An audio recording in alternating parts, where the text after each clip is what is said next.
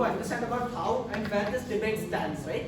From our perspective, what we tell you is that this hype is probably not particularly bad, right? It is completely fine to be excited about a cricket match when your nation is playing, especially against Pakistan, where there is a long history of rivalry, right? A long 75-80 years of history, and it's completely fine to feel hyped about it, feel maybe excited about it, right? As a fan or as a player or whatever you are, it's completely fine to be hyped. Now, where do our problems with this start?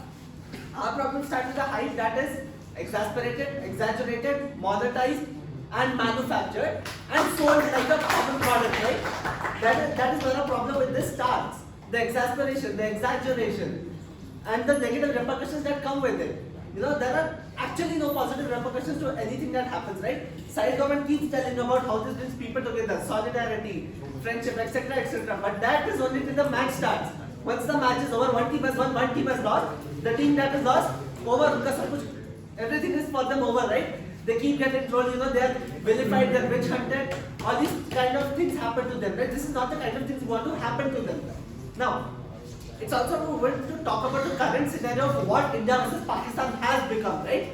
India versus Pakistan in a cricket match is just a cricket match, right? It is a cricket match, but what has it become now? It's become a political thing now, right? Every time in India versus Pakistan, matches played, something or the other political keeps on happening, right? For example, now Mohammad Shami gets vilified for saying that Pakistan were better than India, or Arshdeep Singh gets vilified, for dropping a catch. And that is our problem with it, right? When these motivations, when people turn the ebbs and flows of the game, the ups and downs, the people turn the things that the game is, they turn it into their own political motivations and then use it to, agitate people, right? They use it for their very own benefits, right? And that is the problem with this hype. I will make it later. They know what the kind of hype that has been created, manufactured and sold, right? When the people buy this hype, they are the ones, putting more pressure on themselves, right? What does this hype do? For example, what is sport, right? Sport in itself is supposed to be a stress reliever. It's supposed to be entertainment. It's what you watch, what you do to relieve yourself of your tension.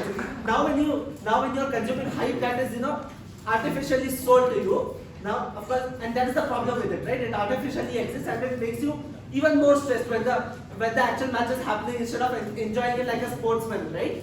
And that is the problem when this hype goes on, right? With the sportsmanship spirit from fans, it's blown completely away, right? Because fans don't really understand how to treat players, maybe from their country or from the other. Because, for example, from one country, the players of the other country are constantly vilified, constantly trolled, no matter how good they are, right? They might be the best players in the world and they are still constantly trolled because of one very simple reason. This hype I will take you later.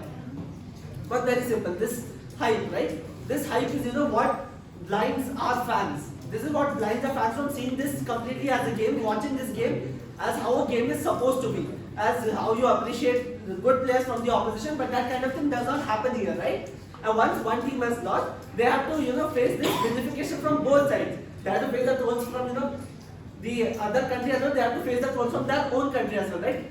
Now, understand what that this is what happens to the cricketers, right? And there's a lot more negativity where it comes out of, right? What comes out of the hype is negative. And that is the problem with that, right? That is why we regret the hype existing, but the hype is exaggerated and monetized, right? When this hype is exaggerated and monetized, whatever comes out of it, it's never been positive. Every single thing to come out of a hype that is manufactured and exasperated will always be negative, and it always has been, right? For example, how does what does this happen to the fans, right? When that team loses the match, fans go and break the TV. What is the need to do that, right? The fans are, the fans in themselves, they should learn to appreciate the sport, right?